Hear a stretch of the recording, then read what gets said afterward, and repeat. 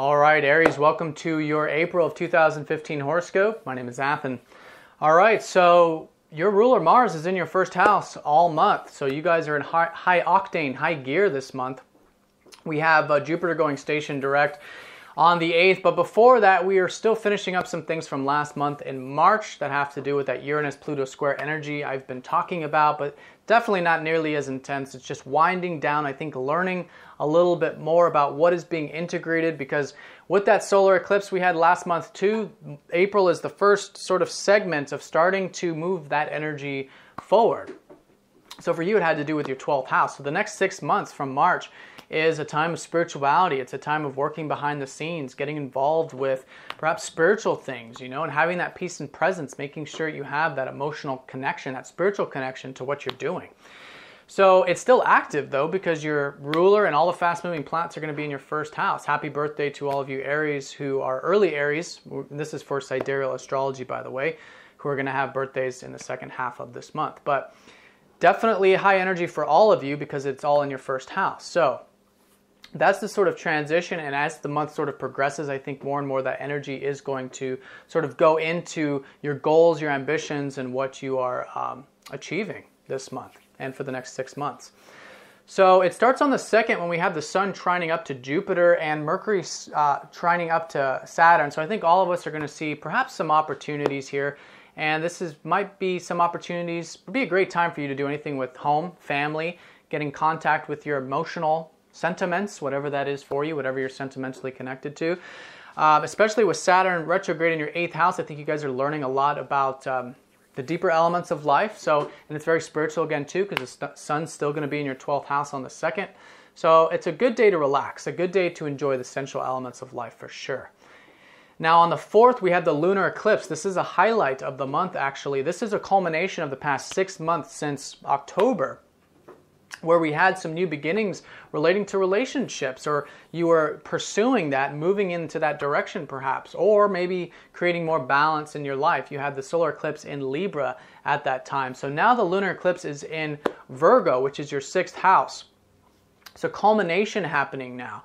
That's involved with your health or your routine or your self-improvement or your improvement in your craft at work, or anything relating to the day-to-day environment at work. Whatever that is, it's culminating now. So if you've been experiencing that, know that as we get closer to the 4th around this time, you can see it very clearly, you can learn a lot from it, and you could see the expansion of that particular area of your life, feeling quite good about what you've perhaps put energy into in that area. Again, self-improvement is the overall energy there. Now on the 5th, we've got the Sun squaring up to Pluto, then going over Uranus. So this is the first of the fast-moving planets this month. There's only 2, Sun and Mercury, to go over Uranus and aspect up to Pluto. So this is it could be a tense time, 5th through the 8th, but it doesn't have to be. You want to listen to your freedom for sure, but try not to get too aggressive with it, try to avoid any power struggles. Try to avoid allowing your ego to get too involved into your freedom or into any type of changes that you're trying to cultivate around that time. Now, this is the time for you to pursue these things that you want in life. There's no doubt about it, but there is this fine line between making sure that we have balance with it, that we are coming from a higher self, not our minds, and our minds not controlling the show. So that's a caution for all of us, but it's your unconscious, it's more of the spiritual elements of life. I think you guys are breaking free from a lot of something spiritual, your unconscious mind or whatever it is. Think to March, whatever those transitions were, it's now learning more about it, especially with Mercury going over the South Node too. You're learning more about these spiritual things, behind the scenes things, listening to your dream space, making sure you're getting that peace and relaxation into what you're doing. And this time could be a time where you want to balance that with the changes and things that you're trying to achieve and grow with in your life, because Pluto has been transiting Sagittarius, so there's definitely structures and changes, and you guys just recently learned the immense importance of taking power over your life to make change. Just keep that nice and balanced, nice and harmonious. Now it's nice because Mercury is trining up to Jupiter, so you're able to see the larger perspective, the broad perspective.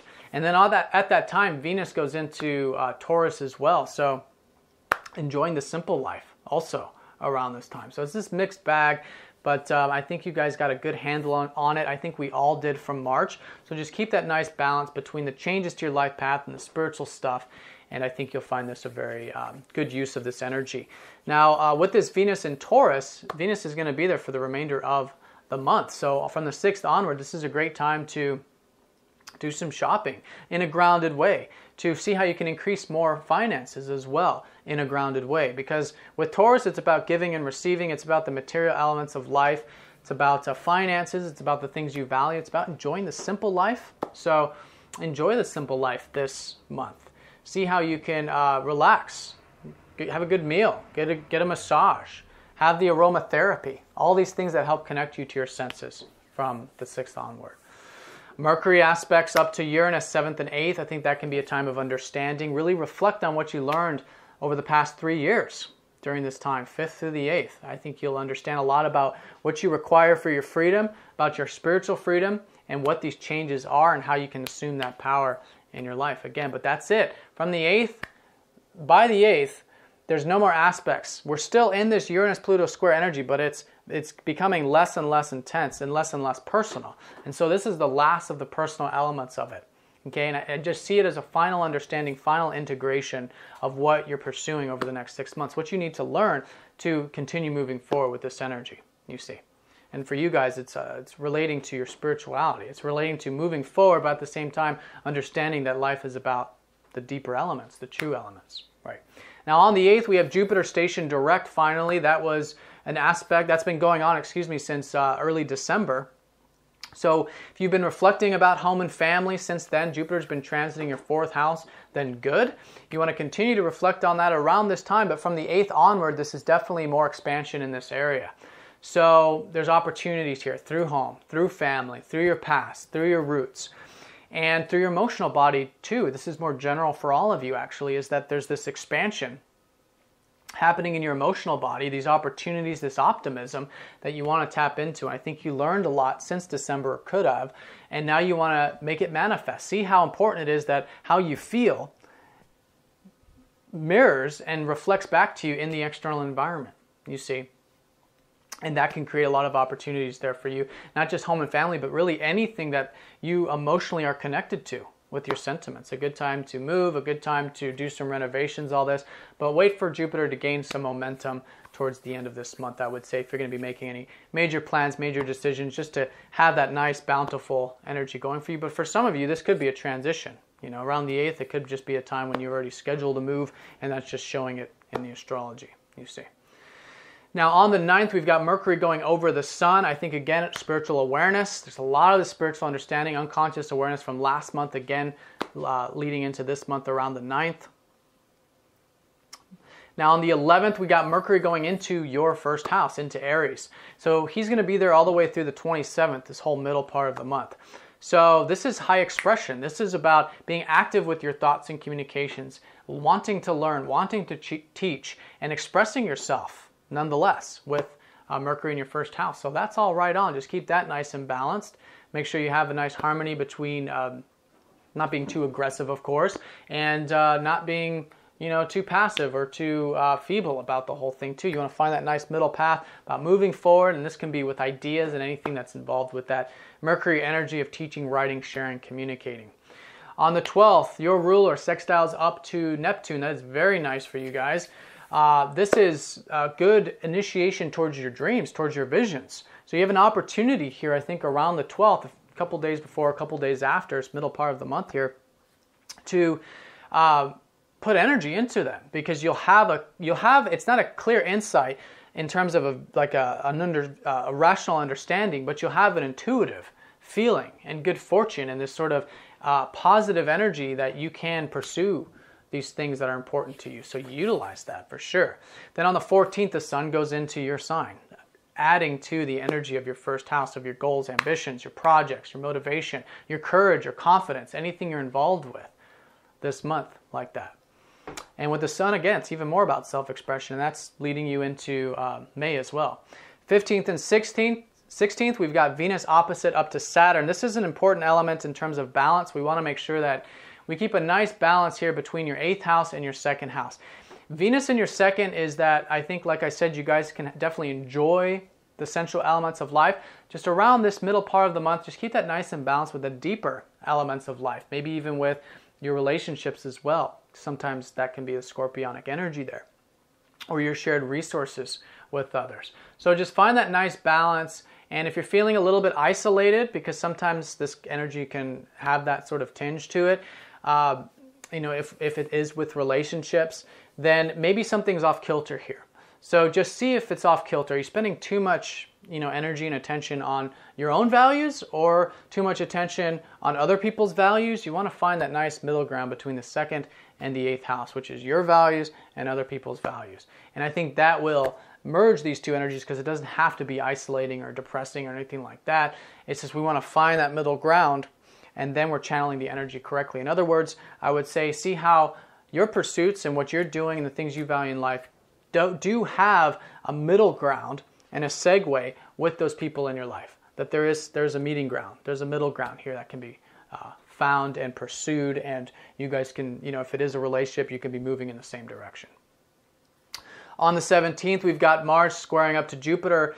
Squares to Jupiter aren't all that bad. Just stay nice and balanced. This is a good understanding of, again, the big picture stuff. I think you guys are very ambitious this month. But around the 17th, just keep it nice and slow, nice and steady, because we do have the new moon on the 18th, the day after. So the energies are subtle around this time through the 17th, 18th, 19th time period. We also have Venus squaring up to Neptune at this time too. So this is a time of, perhaps while you're moving forward, just make sure that you are reflecting, right? Because the 18th is a new moon in your 1st house. So the insight that comes to you around this time, it's going to be the energies for the next 6 months and for the next 30 days as well, in regards to these new plans, whatever it is you're getting situated with, whatever it is you're starting right now in this time of the year. But with that square up to Jupiter, I would say definitely see the big picture, make those big plans, but be willing to adapt and kind of just, take that intuitive approach to it and be patient with it, because it might change. You might want to, change some things around there, because the new moon is a time of exploration.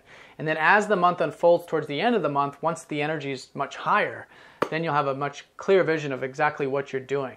And the more adaptable your plan is, the more it'll flow for you. Now on that 19th, Venus squaring up to that Neptune, there could be something about imagination or fantasy involving with relationships with all of us, perhaps, but I think for you it has more to do with your resources. So around the 19th, I think definitely enjoy yourself, but keep it nice and realistic here.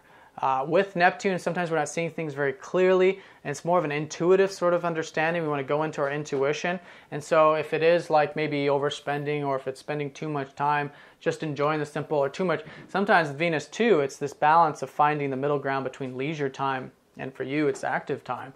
So whatever that might be for you, just make sure that around the 19th, listen to your intuition, not the rational mind so much in terms of these things relating to your enjoyment in life.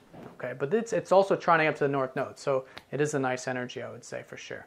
The 21st and 22nd, we've got Mercury going over Mars, who's then going to be trining up to Pluto.